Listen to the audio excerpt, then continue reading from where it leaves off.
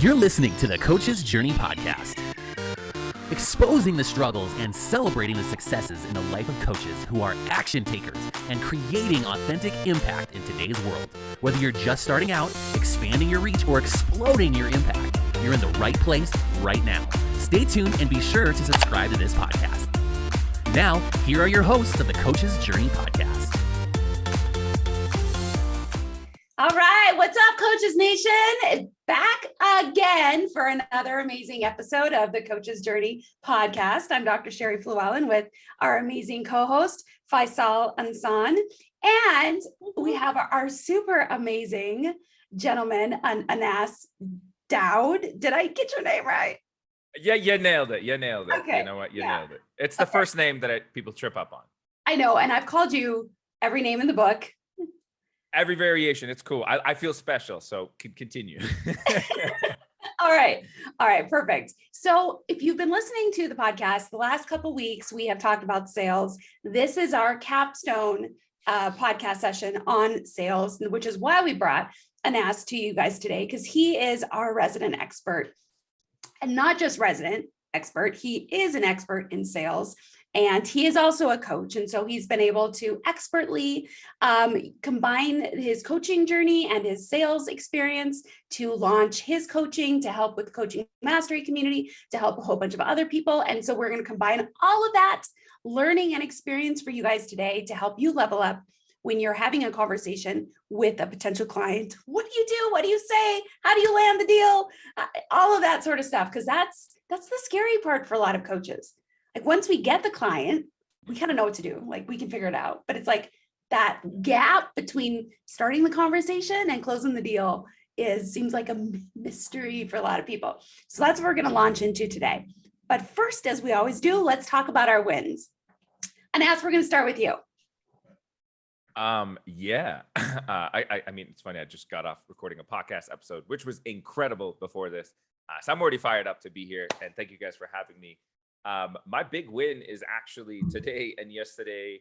I had the best sleep that I've had in just over a month, which might seem irrelevant, but coming off of a back injury, a knife through my hand, a sickness and vertigo, it was just like, like my spirit and my vibrancy, my soul, and everything just feels so aligned and intertwined. And it's just, I have a lot of reverence for just life and being. So I'm super happy that's my actual big win for being here with you guys today. Awesome. Well, we're happy that you had a great night's sleep. Totally familiar with that as a parent. That has been my sleepless nights. Haven't had that for quite some time, but totally get it. I was at the time in my life where I cherished sleep and I just couldn't seem to get enough of it. But it's so refreshing. It's amazing when it actually does its job. Yeah, I look forward to that in the next few days when I get some sleep. Someone here watching, they're like, damn, I wish I had a good sleep. And you deserve it. Yeah, absolutely. Faisal, how about you? Share some wins with us. Before the wins, I do want to mention for everybody listening or watching, we had to sell this to Anas for him to be here. And for some reason, Sheri was able to do a better job than me. She had a one-shot close. Yeah, it was a one attempt. It was done instant. I think it was within 20 minutes. It was book confirmed. Yeah, everything yeah. Faisal, you could take a page from my book on that one. Yeah, so I'm gonna have to do a lot of learning here. Either a page or a you problem. I don't know. It's one of the two. One or the other. We'll figure out. We'll get to the bottom line of why it was so difficult to get on us here. But no, that we can. So in terms of my win, I actually have a huge win. I just got off a collaboration call with a couple other coaches. So I'm going to be doing my first retreat in February in Thailand. I did not.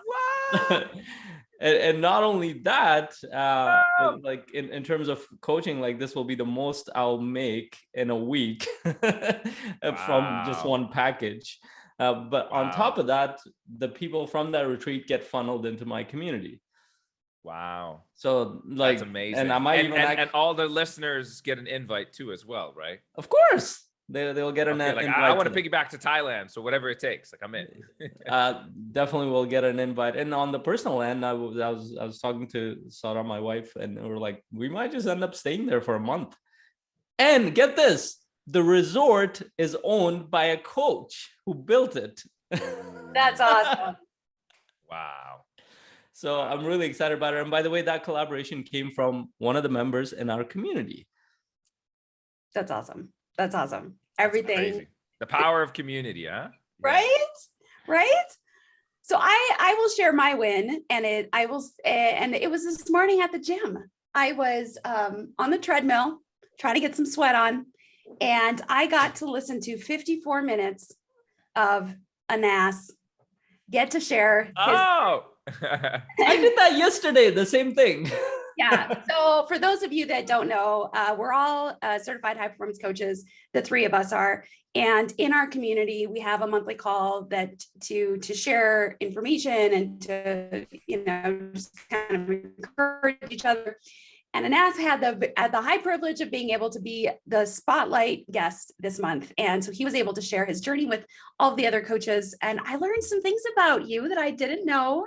And so that was cool, but there was a couple takeaways I had, and one of them was just simply around kind of the group coaching, because I'm in the process of launching my first group coaching community membership mastermind, and so you talked about the importance of engagement and how you would like reach out to the members individually, privately, check in with them, and then encourage them to go back and share their wins or their struggles with the community.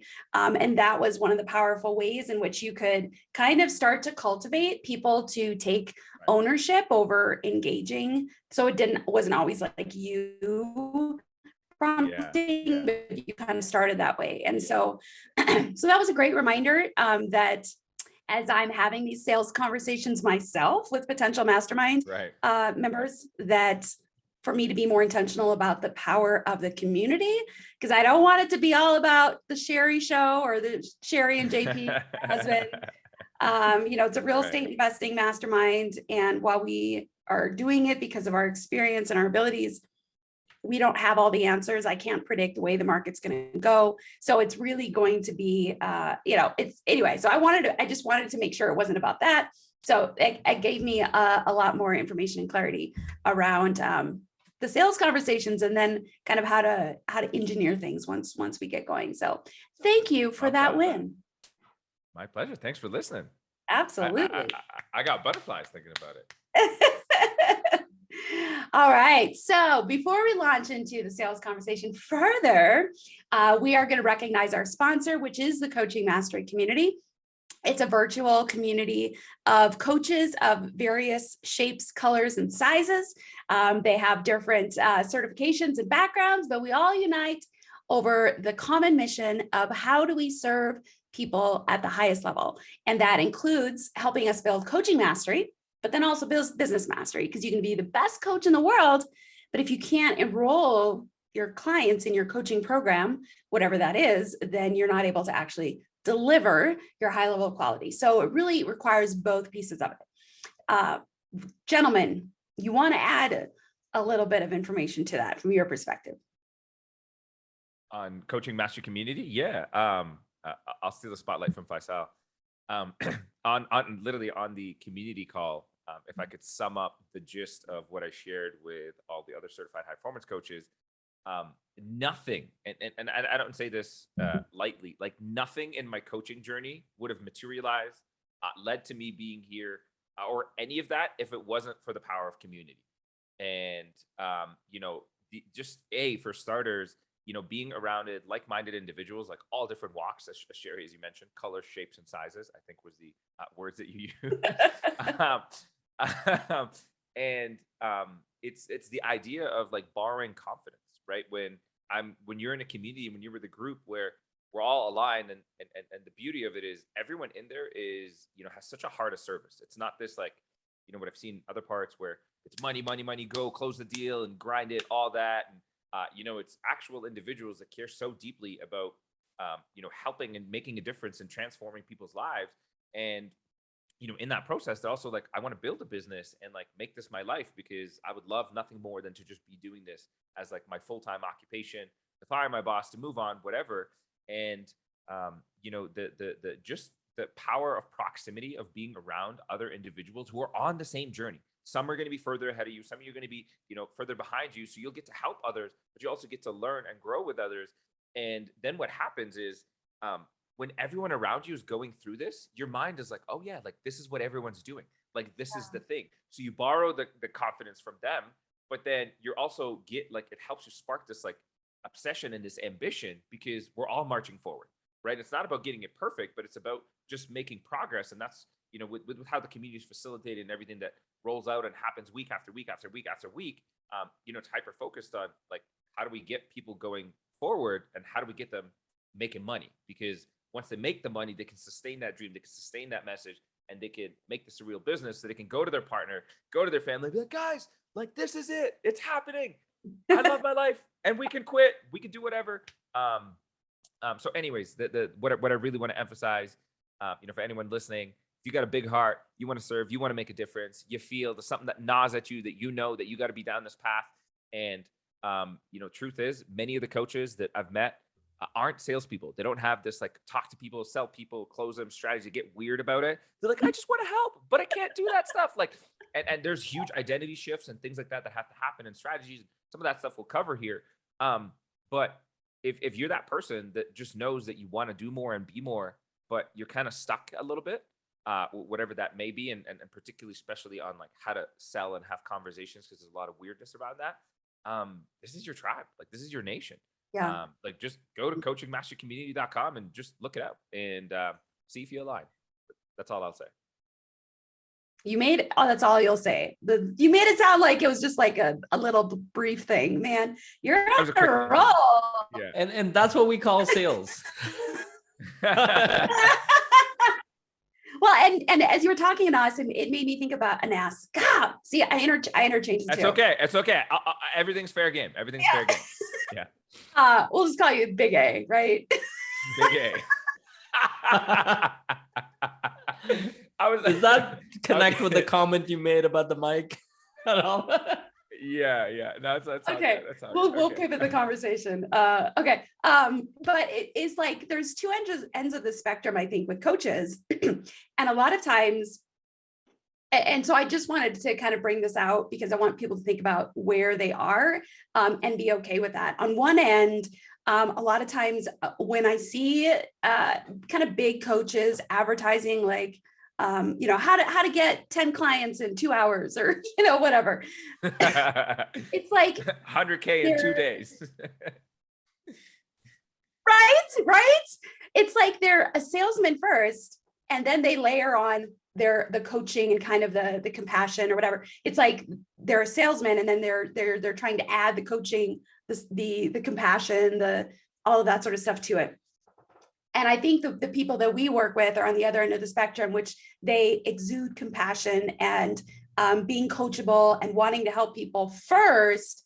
And then you layer on the skills of sales on top of that. And I think there's a difference in foundation. And I think if you're around people enough, you get it, you pick up on it. You pick up that they're a salesman first, and they just happen to be in the coaching space, versus they are a coach and they are here to help and serve, and they're selling because of that. So I just kind of wanted to bring out that distinction. Love that. All right. So as we said, week 1 of this 3-week series was about sales and who are you attracting? Who do you want to attract? How might you serve them? The second week, last week, was more around, okay, so how do you start to cultivate a little bit of engagement? How do you kind of start the conversation? Now we're in like the pinnacle of it. And obviously, this isn't just a linear path, but we're kind of at the pinnacle of it. Like, imagine yourself, you have sent a link to somebody that you were kind of having conversations with. They raised their hand virtually and said, yeah, I'm curious about how coaching could change my life and have a transformation. I'm willing to sign up for a strategy call with you. You've sent them the link. They've signed up.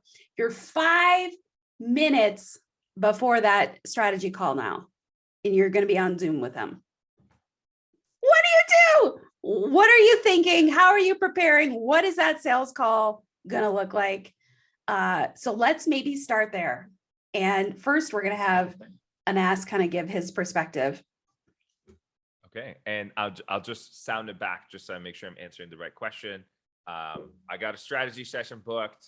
I'm starting in 5 minutes. What do I do? Yes. Okay.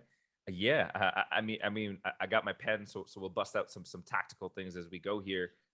There's a whole bunch of different elements, and maybe I'll talk a little bit on the psychology. Maybe I'll talk about the sales and how the conversation progresses. The first and most important in anything that you ever do in coaching and selling and influence and persuasion and all of it is you have to see, and I can't stress this enough. Almost every single person I've met or known misses this critical step, and it's envisioning the outcome positively and emotionally engaging before you impart it. So what I mean by that is, if my strategy session is in 5 minutes, I would, like, no matter what, have sat there, and I always would picture, let's say it's I'm meeting Tom. I picture Tom like having these moments throughout the session, like, oh wow, like having these light bulb moments, and like, wow, that's really amazing. And I would literally hear them say, I've never thought of it this way. I didn't think about it this way. Wow, this is something really important to me. And I picture that over and over and over. And then, throughout the convo, and I would picture also me getting stuck, or me having doubt, or me feeling unconfident, or me feeling unsure. But then I would picture me overcoming that. And I would picture me having that aha moment, having that light bulb moment, and remembering it's not about me, it's about the client. And in that service, and I picture this, amazingness coming out from Tom, but also me overcoming my struggles, and me overcoming when I lose certainty, when I lose that confidence. And then towards the end, I always picture, and I have like key statements that I'll come back to, and I picture Tom. I don't know why Tom came to me. I picture Tom being like, this is amazing. And, I would hear them say like, wow, and ask, like, you charge too little. How quickly can we get started? Right. And that charge too little, for instance, is the statement of, and I charge a lot, but it's this idea of like, wow, this was so much value, like you are underselling it, right? Yeah. Like I would have paid double that, triple that. So I would picture these things. I picture the smiles. I picture that, and then I'll also picture other times like me getting objections, and then me being able to coach them through it. But to simplify it, if it's the first time for someone who's done any of this visualization type exercises, I'm like, just picture the positive outcome that you want in advance, and like feel it. And when I say is, when you picture them, picture their physiology, their excitement, their smiles. They're like, wow, I can't believe that. Them aggressively taking notes, them being like, saying all these things. And I think, to me, if you told me what was the most important thing in a sales environment, I would say I would put that as probably number one. That's how profound and strong I believe in this as a whole. That's awesome. So I want to take that and just kind of expand on it a little bit from a psychological perspective, because there's Dr. Sheri, yeah. Right? There is neuroscience that absolutely supports what you just said. So it's interesting. I mean, I think we've all had the experience. In fact, Anas was just sharing. Well, we won't go into details, but he was just sharing before we got on the live here that he had a dream with Faisal in it. But we've all had the experience where we've had a dream. We wake up. I mean, I've had this plenty of times. I will wake up and it will have been a dream of my husband doing something, whatever, cheating on me or whatever. And which, okay. First of all, when those happens, it's a sign for me that I'm like, okay, my insecurities have gotten peaked. So, but that's a whole nother topic conversation. But I will look over at him perfectly sleeping, snoring. Yes, he snores. And I will want to just whack him because I'm so angry at him at that moment. And right, he didn't do anything. He did not cheat on me. But my brain doesn't know that. And I have to talk myself out of that emotional reaction in the middle of the night when my husband's sleeping, because my brain and my emotions don't logically know in that moment that it's not true.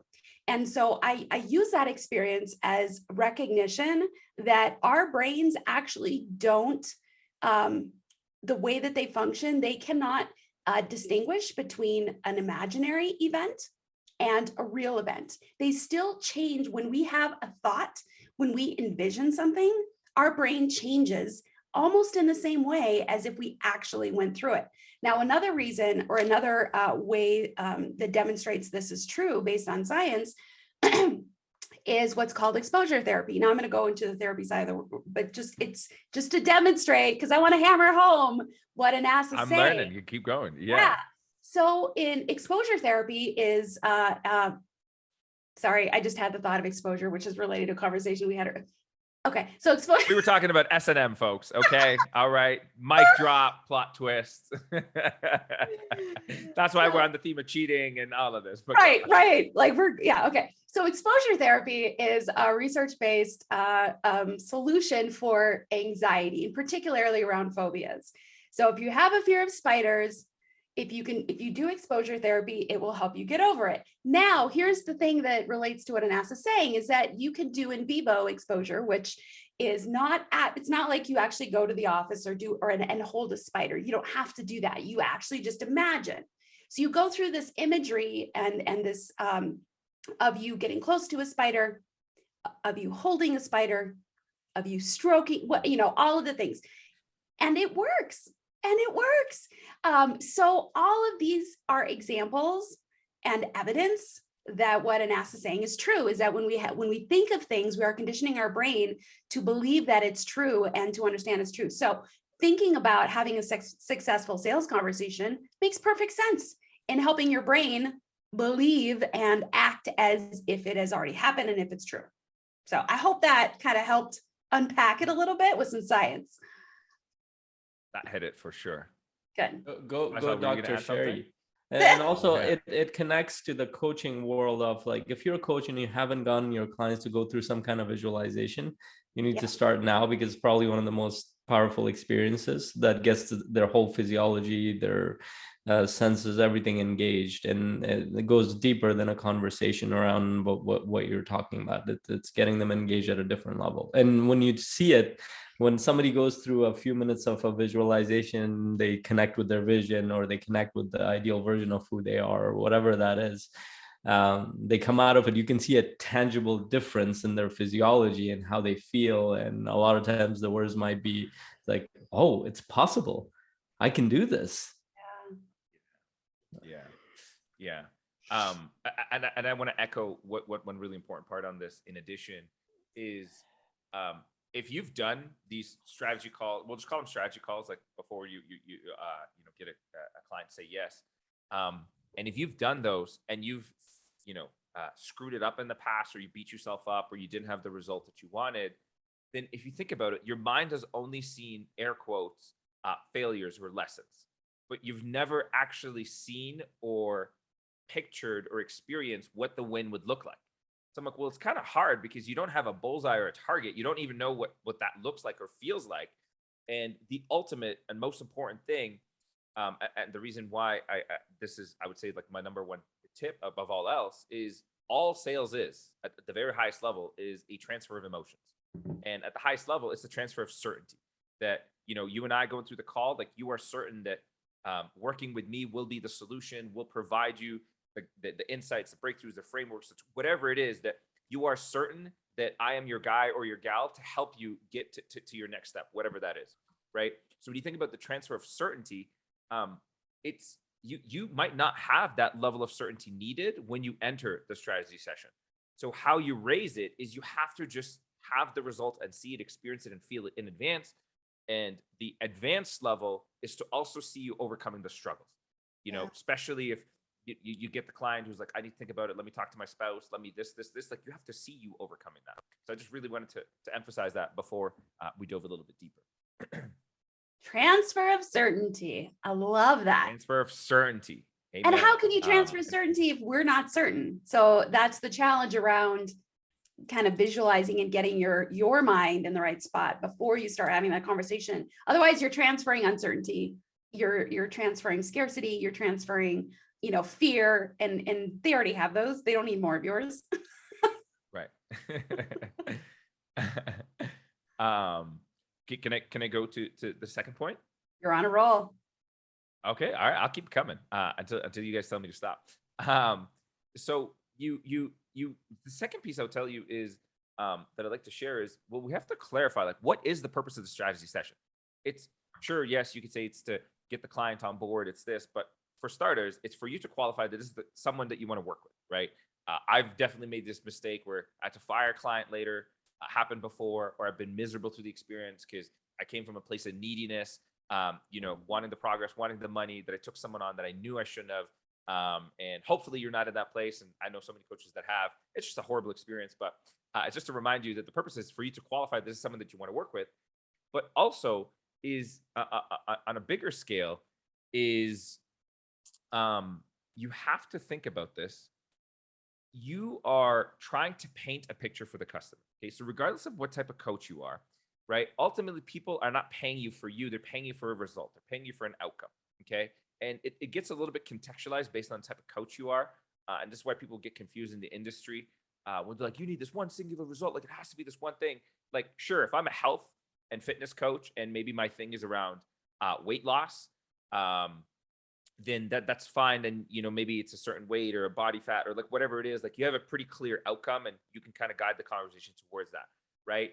But maybe if you're a relationship coach, there's elements of intimacy, there's trust, there's love, there's connection, there's empathy, there's reciprocity, there's support. Like there's so many things that come up that I'm like, well, it's kind of hard to think that you're like, here's this one result that I will help you get. Like it's a multitude and a variation, and the summation of that gives you kind of this ultimate grand result, right? If you're a general life coach, or even as us as high performance coaches, I'm like, well, we focus on productivity, persuasion, psychology, physiology, purpose. Like there's so many different elements that it's not per se that someone is coming to you for one specific thing. So the reason I'm sharing all this, and whatever type of coach you are and wherever you are in your journey, is to start thinking about, okay, well, what are the avenues or the things that it can help someone with? Okay. And what does that kind of sum up to? If you thought about like, well, I can help them with this result, I can help them with this outcome, I can help them achieve to have this thing or be this type of person, whatever it is. Because when you have that, like you need to start with that level of clarity initially, before you go into the call. Because if you think about it, mistakes that people will do in a strategy session, they'll get on with someone and they'll solve every single problem, every single thing that comes for someone, because they're like, I'm good, I want to help them, I want to over deliver, and like this is amazing, and like let me do that. The problem with that is you've kind of just solved everything for them, and you set yourself up for like, okay, well, like that was good. Like there's, the client would be like, well, there's not much more left for me. Like, thank you, that's amazing. And where I'm trying to get at is part of your goal, and this is where there's a shift that has to happen mentally, is you're trying to identify, if I simplify, a gap, and you're trying to add and imbue certainty that you're able to fill that gap for them. Okay. Yeah. And what I mean by the gap is, for instance, a lot of times I get folks that come to me, like they're big things about being productive, right? So imagine a high performance coach, someone comes to you like, yes, help me productive. Like I want to be ninja. I want to be a SWAT team. I want to make a ton more money. I want to blow things up, right? But what they don't realize, and what I have to draw out in the session, that productivity isn't the singular thing that we focus on. It's interconnected, because based on where they're at, they need levels of influence and persuasion, to be able to get their team, whoever they work with, to support them, to help them be more productive, right? They need massive elements of courage to say no to false obligations, to move past, process pain, loss pain, like all these fears that come up that they don't even know that exist, right? We need to focus deeply on clarity, because if they don't know who they're trying to become and who they live into and what's meaningful and what's this, right? They don't know how to connect to purpose. Well, it's hard to be consistently and meaningfully productive, because most people just end up busy. Like I'm showing you how, like I'm trying to explain that I'm like, well, it's not just productivity, it's all these other things. So if I'm going through the strategy session, I'm not solutioning all the productivity things. Like, I'll help and I'll share, and, I'll give a tool or tactic. Like I always want them to have something they can action and work with. But just for time's sake and stuff, it's not about that. But I'm trying to show them the gap of, hey, you're trying to improve productivity. Like, yes, we'll get you there, but there's also all these other things that will explode what you even thought productivity was possible. And I hope as you listen to this, I'm trying to show you like, oh, wow, like, oh yeah, this. And then we talk about energy. Like people don't talk, like if you're dead, like when I was dying through recovery, I'm like, my productivity, like it was the hardest time. Like it actually, for the first time, work felt like work. I'm like struggling to just show up. And the point of it is, I'm like, well, people don't think about, well, how do I use my body, my physiology? So the point of it is, I'm trying to show the gap. Yeah. Because ultimately, the person who's going to sign up and pay me is going to sit there and like, oh my God, like I need to do this and this, and like, and I want this and I want this and I can't do it on my own, right? I need some expert guidance, right? So in it, when you think about strategy as a discovery session, through your process, whether you have something or you're just building your process, you need to have discovery type questions where you start super high level, right? Like way up mountaintop. And then you go a little bit deeper because you're trying to figure out like where are gaps in their life. And you have to be able to transfer the certainty to show them that you're able through your process, your framework, your coaching, your stuff, like whatever it is, that you're able to bridge that gap. Okay. So that's the second piece I want to mention. Then you bridge, and I'll just keep bridging off of these.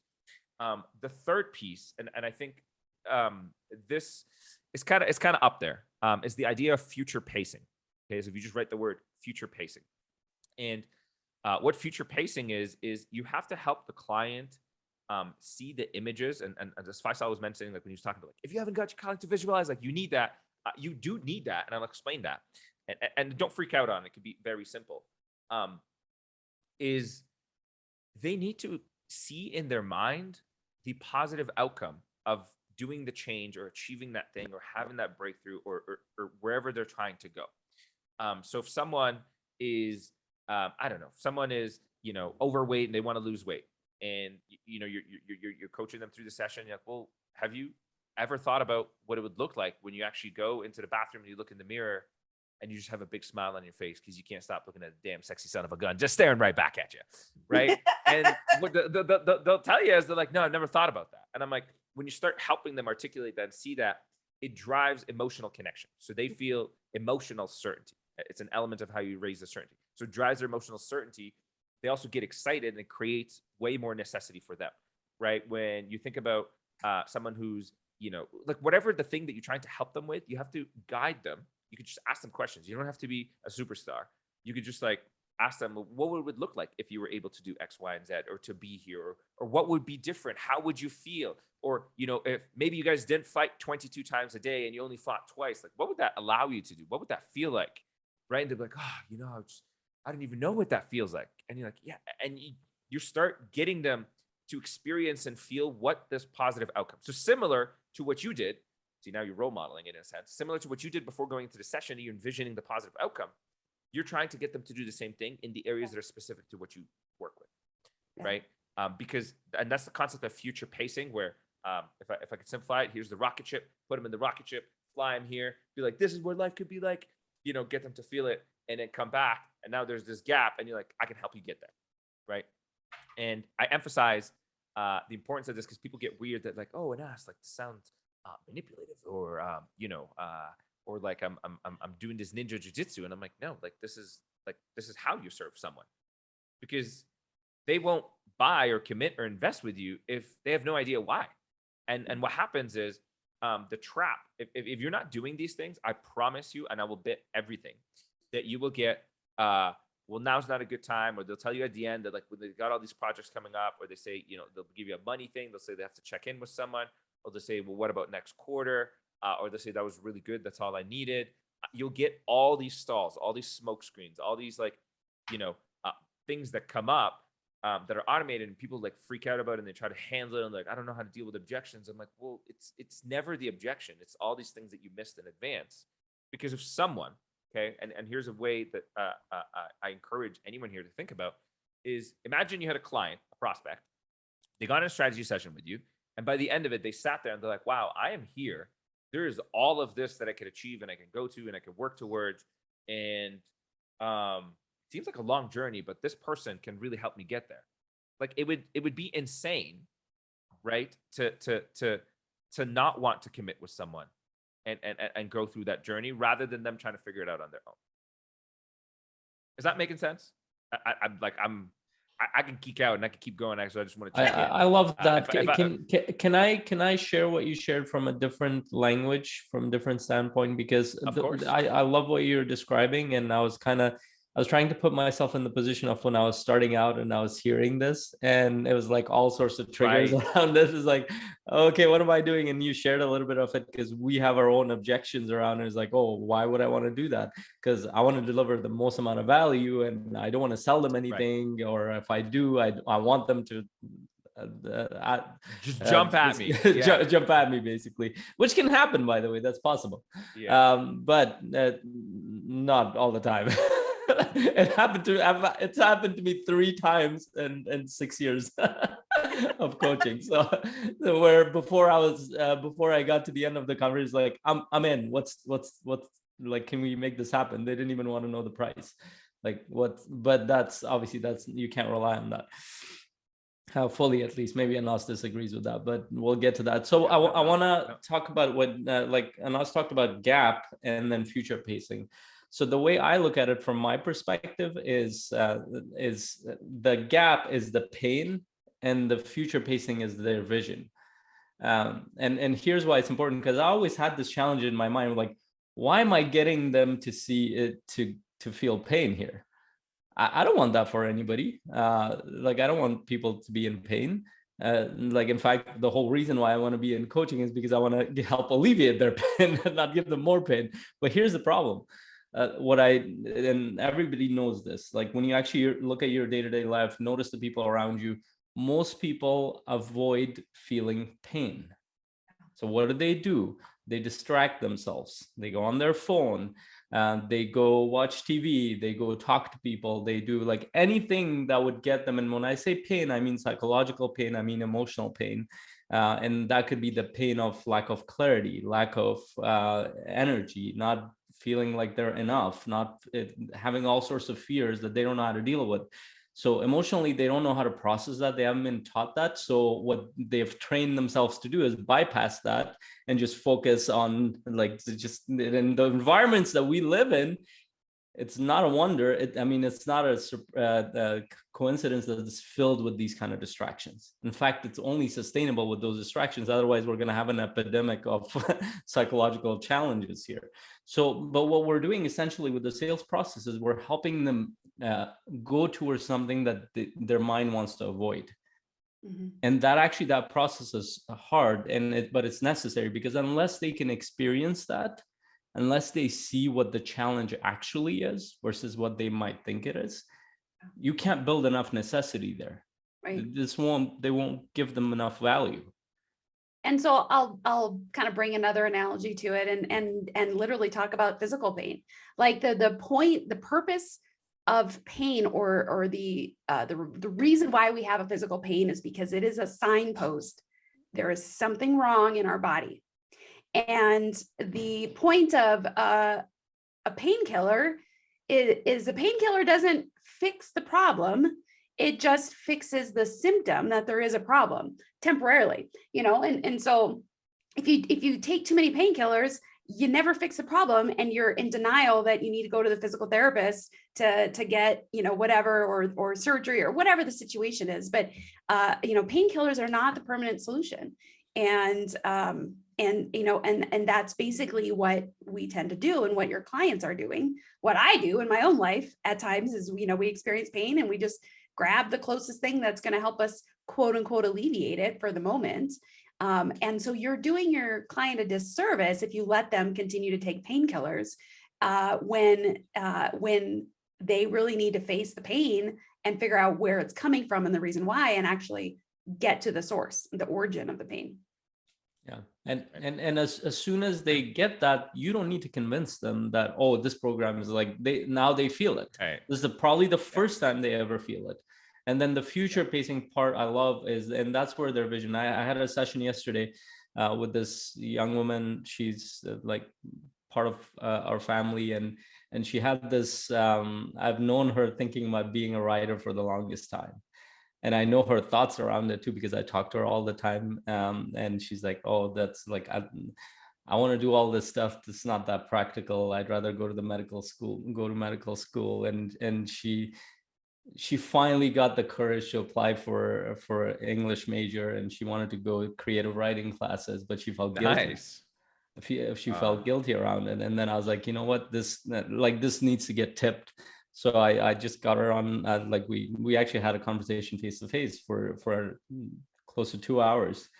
And wow. The thing that was so powerful in there was that she couldn't see the possibility. Like she had an inkling that it could be possible. Yeah. But getting from that point for her to see that no, it is not if it will happen, it is happening, and it's going to happen when you work on it. And I just knocked this. I told you. Yeah. The next one will be tired. Then knocked That's the okay. mic over. That's okay. So when she saw it, you can see like people's face light up that holy shoot, this could change. And when they see it and feel it, then now they have the pain, they have the gap, they have the vision. What are they going to do in the middle? And that's where you come in. Yeah. Especially to that example where they just saw this future image. At first, like, oh, wow, like this is now real. Like I can actualize this. But then it's like, I have no idea the process in between. So that's kind of the concept of the gap of you're in their pain, and then there's that end outcome, and you're there to bridge that. So I love that example. And I want to add to this something so important. And I think even us as individuals, as coaches and human beings, we ought to do a better job on this, is you have to correct the client and challenge them in the session to not use softeners.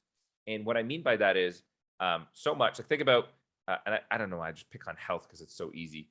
When you're like, I'm not that fat. And like, you grab a little roll on your tummy, like, oh, it's not that bad. So I'm like, what you're doing there is you're using a softener, like you're cushioning the blow so you don't actually feel enough pain, enough disturbance to agitate you to the point to take action, right?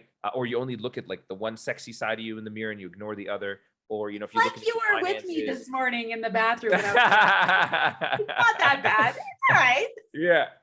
Right. So we do that. And it's we don't want to feel pain, like just as human, like that's part of our human nature. So what you'll hear when your clients is, when they're talking about their situation, especially when you're trying to draw out and discover and learn about them, they won't be real, not because they're dishonest son of a guns. It's just, I'm trying to draw out like we do that. So you have to be militant about catching it when someone else does it to challenge them to get real with it. And what you'll find, and like a biggest breakthrough is when you get someone for the first time to be real and honest about their current circumstances. Because if they live in this, like, it's not that bad, it's okay, or it'll be better, or, it's wishful, hopeful, and it's almost like you're lying to yourself, you can never take extreme ownership of where you're at in your life and drive meaningful change. So you have to challenge them on changing the language, but more importantly is to quantify. And this is one of the most important parts when you're in this stage, is you have to quantify how long this problem's been going on. Because the length and the severity of it determines the value of your services, right? If this problem just started 2 weeks ago, like it's cool, like I'll figure it out, right? But if this has been a pattern, a behavior, a thing that's been in my life for 6 years, 8 years, 10 years, 2 years, like then it becomes so real, right? Because when you get that, you also have to ask them, what have you tried in the past, right? And what you find is, when they tell you what they've tried or what they've attempted, now you also know what their old method, old vehicle, like you'll hear this language in our industry, like what they've tried before, but it also helps you distinguish how you'll be different, or how, your thing can actually get them the change. So I just wanted to add that context of when you're talking about the pain and you're identifying this, is to help them get real by correcting their language. And also to quantify how long this thing has existed for them. Yeah, I love that you brought the language part, and it has to do with the bigger theme. Like if you actually look, especially the North American culture, which I'm the most familiar with right now, is that our language is set up to minimize emotional pain. You will call fat overweight, or be like they're cover words, like you're fat, and it's not about body shaming, but we don't acknowledge where we're at when we're stuck and we're in a rut. We're like, oh, I'm just going through this phase. You've been in this phase for years. It's not a phase anymore. So it comes from like people don't even realize that they're using this language, and they're kind of dampening the experience of it. And so like I had a session yesterday with the salesperson, and like he is afraid. I can tell he's afraid, but he's using words like, oh, I get stressed. And I had to, just exactly like Anas is saying, I'm like, okay, so. And I had to get him to realize it. So I'm like, so when you say stress, what's happening? What's happening in your physiology? Oh, my lower back is tense, and my breathing is shallow. and all this stuff is happening, and my thoughts are all negative. Thank you, Ali. I got food delivery for my daughter. Thank you. So my thoughts are all negative. I'm overwhelmed, and I'm like, do you know what that is? Not just at the level of thought, at a biological level. That's your fight, freeze, flight response. That's you're afraid. You're calling it stress, but let's call it what it is, and let's deal with that. And then when he saw it, he's like, holy shoot, I am. So let me acknowledge that. Now, how do we deal with that? Unless that person acknowledges it, they won't deal with it at the level that it needs to be dealt with, because it affects everything. It affects how they interact with the next client. It affects how they train this person. It affects how they feel with their family, all aspects of their life. Yeah. And I just want to go an inch more tactical, because I want to make sure that everyone here has something that they can work on. In Faisal's example, which is brilliant, it might not be the time and place for him to solution that whole fight or flight, because what he asked at the end is like, well, what can you start doing? Right. Because as a coach, you're trying to move them positively forward, which is amazing, but that might be a way bigger thing. And maybe they come up with one thing. And what I would say in that situation after is like, assuming, this is ethical and true, and I know it is for Faisal, it would be, and that's exactly some of the stuff that we'll focus on in our program. Right. Or I would just assume it. So I would just say, yeah. And, as we start out, in the coming weeks, that's, we'll have a session on psychology on week 7 or whatever it is. Like, you could talk about how your program will solve it. You don't have to talk about the actual steps throughout the process. Right. So now they're like, oh, like I can get help with this. And here's this thing towards it. And I wanted to add one of my favorite questions to help in any dynamic, really, when a client or a prospect is sharing something, is what do you have to believe for this to be true?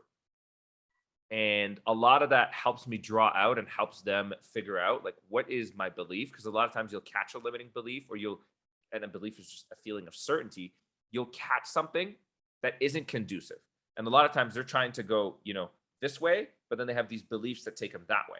And when you ask them, like, what do you have to believe for that to be true?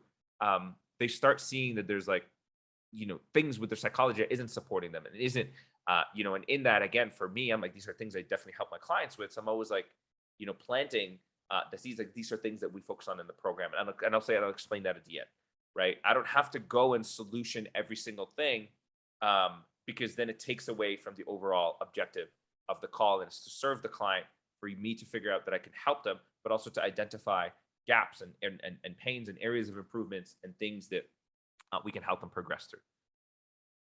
Woo! Are you guys loving this so far? Wherever you're at, where you're listening, whether you're in your car, whether you're on the toilet, do a hands up and just smile, knowing that you're ridiculous, that we're not going to see you, but spiritually we'll feel you putting your hands up wherever you're at. That's awesome. So I just want to recap the 3 things he said so far. And that is, and these are my own words, but first is you got to be psychologically ready and physiologically ready. You've got to put yourself in the mind space of success, that you can do this, you can have a positive impact on the client you're about to meet with.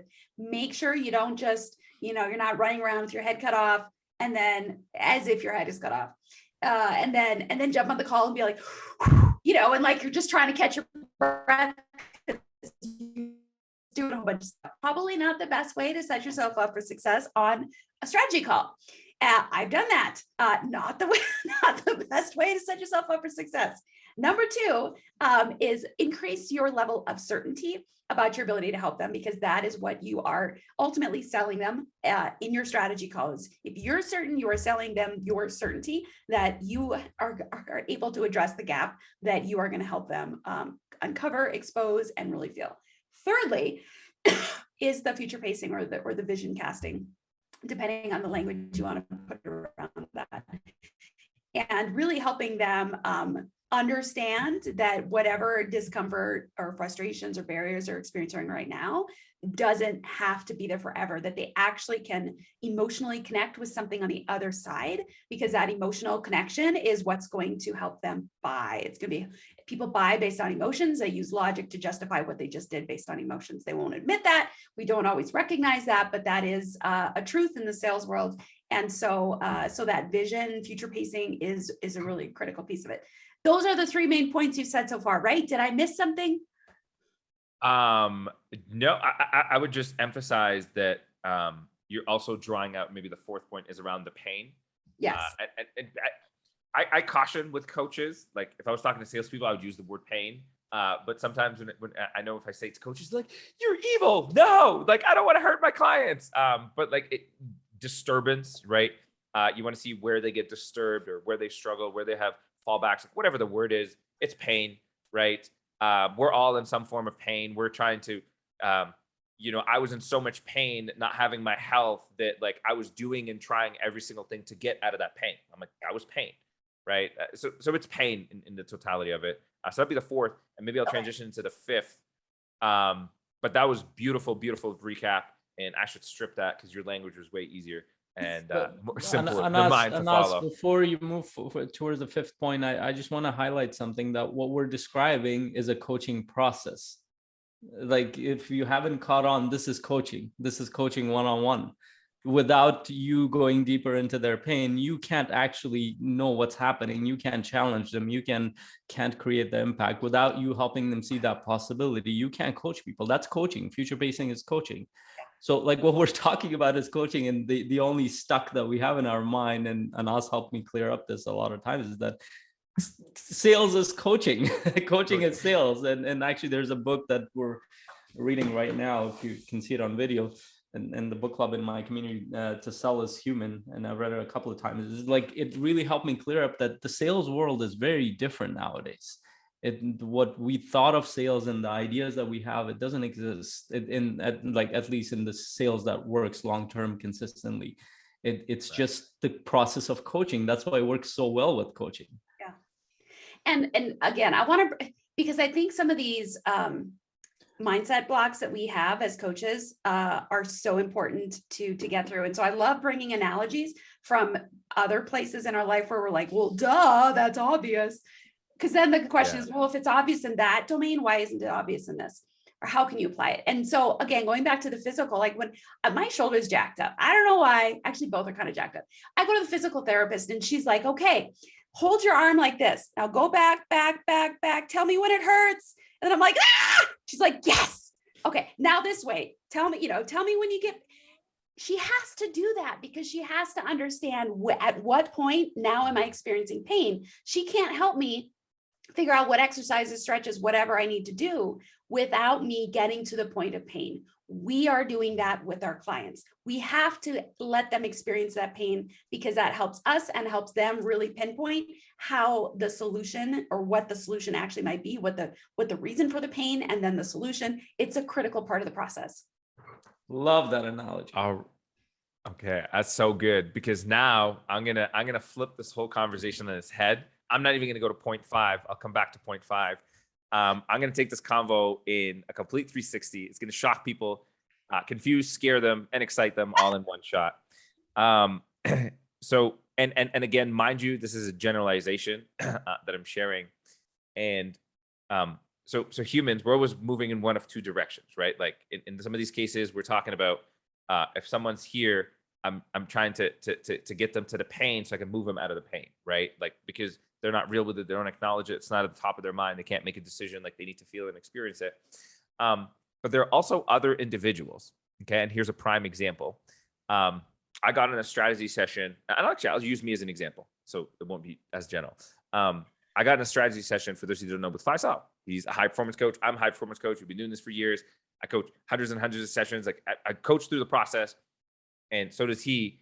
But I'm actually looking to get coached. And as we go through the session, it was funny, as I was filling out the questionnaires and we're doing the strategy, I'm not particularly in any pain, right? Like I'm like, and then pain doesn't mean my world is on fire. Again, like there are coaches who solve a very specific problem, or like, especially like the business coaches, I help you go from 0 to 100K in 12 days with a unicorn, like that kind of stuff. Like it's easy, it's this, I'm just teasing, but, or, people to help you grow, monetize, scale, or, graphics, like it's a very specific outcome.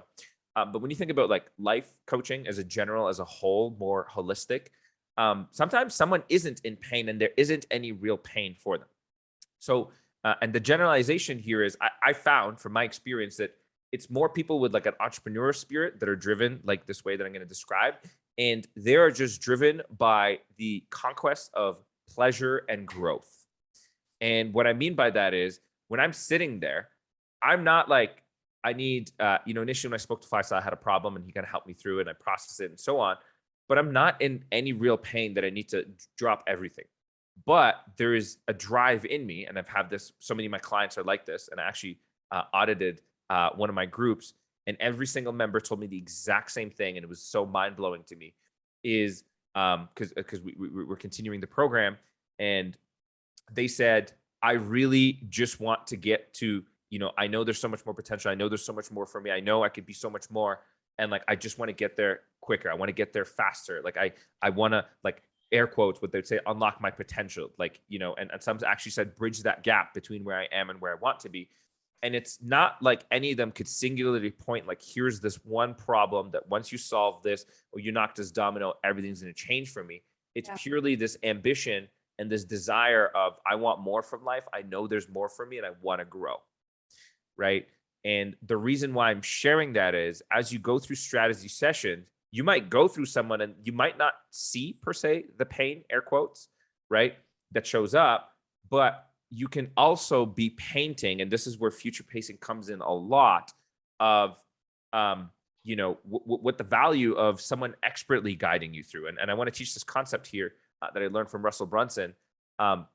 People won't value your product, your service, your content, your idea, whatever it is, if they don't understand how you learned or how you earned it. And what I mean by that is, if I'm I don't know why relationships is top of my mind. Maybe I need some extra love, but let's say I'm a relationship coach. Okay.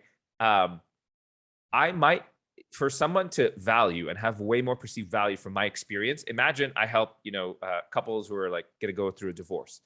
If they know that my journey, that I've been through 3 marriages, 4 divorces, and I went through all this counseling, all of this, and I see this is how I learned and earned my journey of how I earned it is going through all the marriages and all the mess ups, all my learnings and so on. And how I learned it is I went through this course and I went through this seminar, and I did this program and I did all this stuff and I packaged and created this program. Right. So now when I talk about this, is like someone now knows how I learned or how I earned this program or the skill set or this. And it might not be your own creation. Like a lot of us are certified through someone else. Right. So in my case, it's through Brendan. I'm like, well, they have 2 decades of study and research of high performers, right? They have the largest study done on, the world's most successful people. There's over 2 million data, 190 countries, like all these things that you could talk about.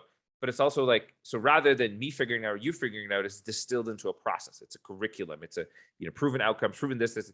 So like I could talk about how I learned that process, right? So I can give a lot of value. It's like, well, hey, you can go on this on your own and figure it out, or you could take something that's proven and, some of the world's top, use this process and so on. And the point of where I'm going here is sometimes in the strategy session, someone might be coming to you because they just want more. They don't know exactly what it is that they want more of. They don't know what next looks like.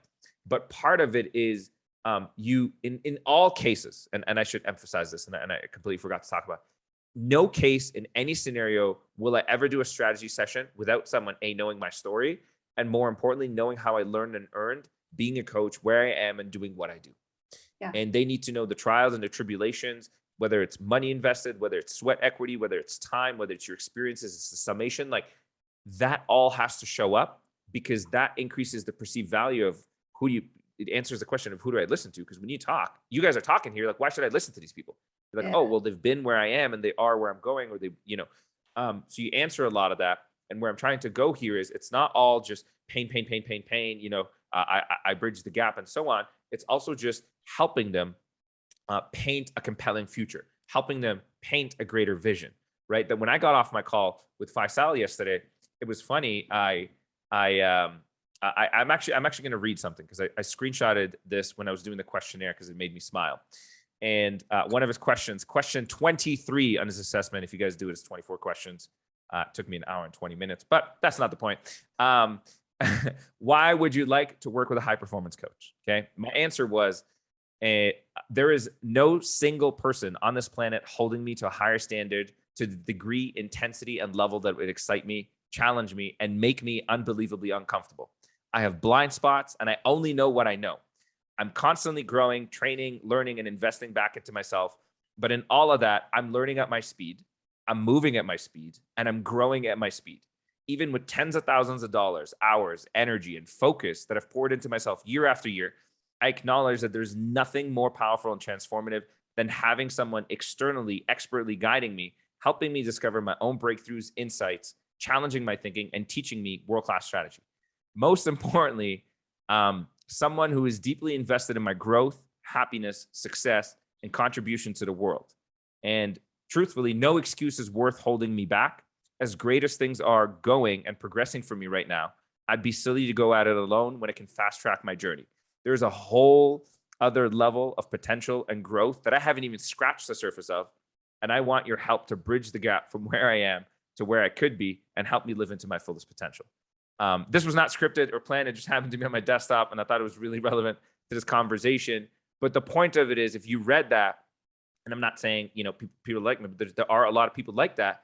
It's just, there's this, I'm like, I just want more, faster. I don't know what it is, where it is, like, show me the way. And I did the session. I had a bunch of breakthroughs and like life things that I kept pondering. And I literally had to sit there and I'm like, what more can I learn and grow? And I'm making sense. I'm like, okay, like I'm gonna be paying Faisal. Like, this is a thing, right? Like, I'm already making sense of the sale before it happened. And it wasn't to solve pain. So I want to frame it like, or to bring another frame. This is something that I really had to work out in my life about 4 years ago when I had a large business that I created and built over about 8 or 9 years. And there was a lot of disruption that was happening, employee crap and drama. And I won't go into details on that now, but I was at a place where I was like, I don't know how much longer I can handle this. Like, it was literally breaking me down emotionally. But I am a very stubborn person. And I refuse to give up. And so I was at this position and I had that, I consciously had to frame it. That I'm not going to run away from this. And so I felt like I dug my heels in, but then that's when certified high performance coaching kind of came into my life. I heard about it, I read about it. And what became clear to me was that was where I needed to pivot. And so it was now, I still refused to run away from things, but I wasn't running away at that point. I was running towards. And so that's kind of what I heard you say, Anas, was that there are people that don't need to run away from anything, but they are running, right. They want to run towards something even faster or whatever. Perfect. And so you may have to harness not what they're running away from, but what they're wanting to run towards, and really use that right. as the motivation to be part of your coaching program. So yeah. I want to actually flip this on its head again. Oh my! Okay, we're just throwing the hammers here. I love it. I'm gonna create more confusion around this, but there's a part I disagree here, okay. and like I love both of what you're saying. Yeah. But there's an implicit. So when I'm going through a session with you, Anas, I see the pain. And here's where the pain is, and this is actually, and I love that you brought this up, this is actually very, and feel free to talk about anything from the session, that's fine. Yeah, no, I won't talk about the specific, but it's a theme with entrepreneurial minded, but more specifically people who are purpose minded, people who are creating something bigger than themselves, or people who are trying to go deeper. There's this implicit pain that's there that you don't need a lot to bring it out. It comes out automatically. And here's where it comes out automatically. And you described it very well yourself, Anas. It comes out automatically when you, and the way I put it, I have a quote that I always share is like, for some of us, the pain of growth, the pain of not growing is a lot worse than the pain of growth. Yeah. So there's pain on both sides, but people who are at this level, they've recognized that if they don't grow, if they're not seeing their blind spots, they know that they're going to screw up at some point. They're going to be taken over by that, and they're going to go on a path that's different from what they're aligned with. So what I'm usually, with people who are at that level, I'm usually tapping into a different part of themselves. It is, I challenge the possibility end. I challenge that, hey, who you are is actually much bigger than what you're thinking. And then that opens up the possibility, but simultaneously it triggers the pain part of them. Which is not, it's not like, it's so subtle, but to high performers at that level, they're like, holy shit, I don't want to stay here. I want to know more. I want to know what other blind spots I have. That's pain to me. So I guess that's an interesting distinction. And for context, like there was like life questions, the pains I had or problems I had, they're not things that I constantly think about, but they're kind of just there, but they're not, you know, they're not making my world on fire, but we dug into them and I solutioned them and I journaled for so long last night and I was so happy and ecstatic. But where I guess the pain that you're describing is, there was almost, technically it's like, well, what else could get handled or could I grow or learn in that's a blind spot that isn't for me? So I was looking at it in the sense of like the excitement of like what I could learn and grow. But what Faisal is saying, we're both kind of saying the same thing, but that is a pain in its own, of the pain of like, what if I don't improve and fix these things? So does that make sense? It's the same thing. How you look at it, I think matters, because like most average people you talk to, they don't have that yet until they get to that point when they realize that, holy shit, they should have grown 5 years ago. They should have been on this path 10 years ago. And but now that they're on, they're like, there's a whole world I'm not even 1% in. And then the thought of is that I'm not growing closer to who I could be, my potential. That is, that to me, at least, like when I'm looking at it, when my clients are looking at it, that's a scary thought for them. And then the way we visualize it in a coaching sense is that, a lot of times I'll ask my clients, like, so picture yourself. I actually asked my teenager client yesterday, picture yourself at the end of your life and you're in front of your creator. And that was her language. And the creator asks you, what did you do with the gift that I gave you? And you could see her face and he's like, and you haven't used that. You haven't lived fully through that. That is painful. That's big. That is so real. Like that light's like a whoop, just right in there, and gets you really thinking. As you're sharing all this, sorry, Dr. Sheri, you were going to say something. I was going to say, I know that we've all got kind of actually a sales call, a session. We've all got things we got to transition to here shortly. So we'll probably just need to kind of do our closing thoughts. And if you want to do that, Anas, that would be great. Just give me a moment here to articulate this. So to close loop the conversation that we just led to here, the important thing, and to simplify it, is the only reason I made sense of Faisal should be my coach and like this could be a thing is because I had breakthroughs in that session.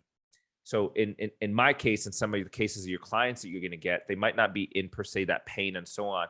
But when he was drawing it out, I got resolution to some, but then it was like, oh, well, we just addressed this, but there's all of that, right? So it was in that, like, there's all of that. And however you look at it, there's the pain of me not growing into that, or there's the excitement of me growing into that.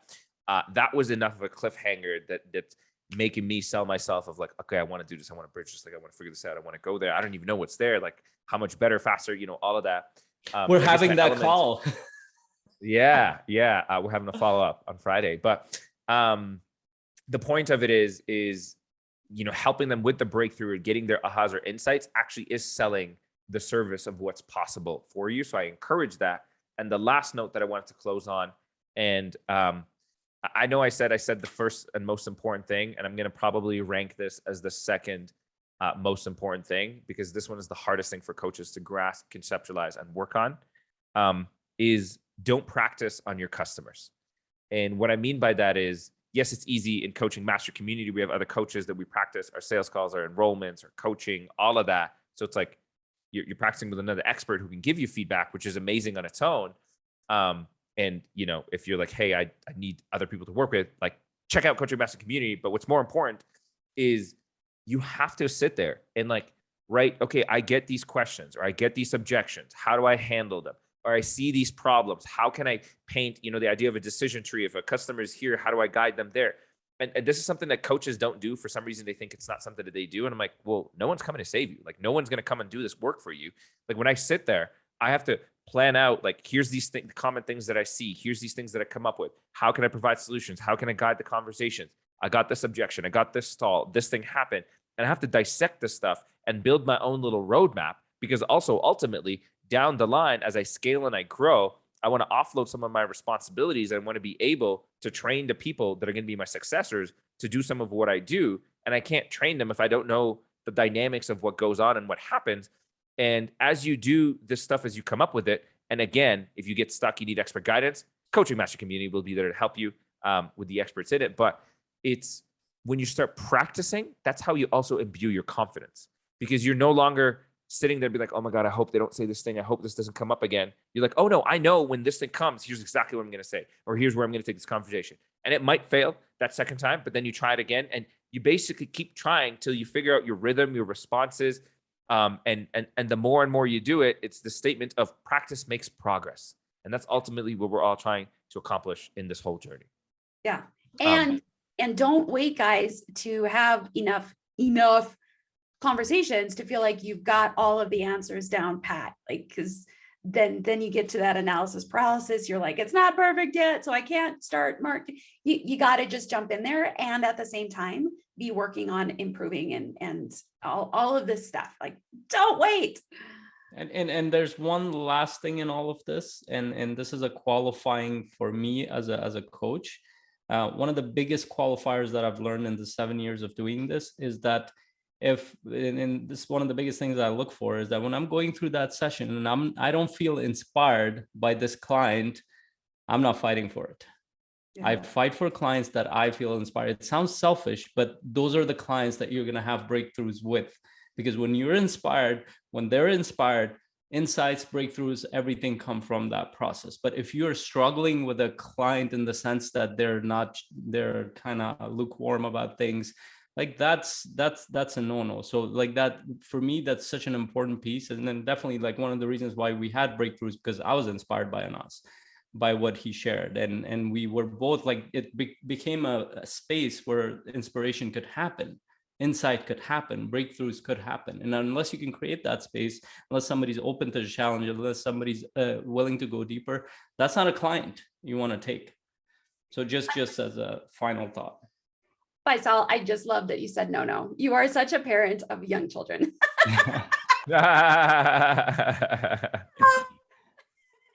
Yes. All right. So guys, I know that you will have gotten a ton of value out of this. In fact, I'm going to go back and listen to this again as well, because sometimes in the moment, it's just like, it's so much to process.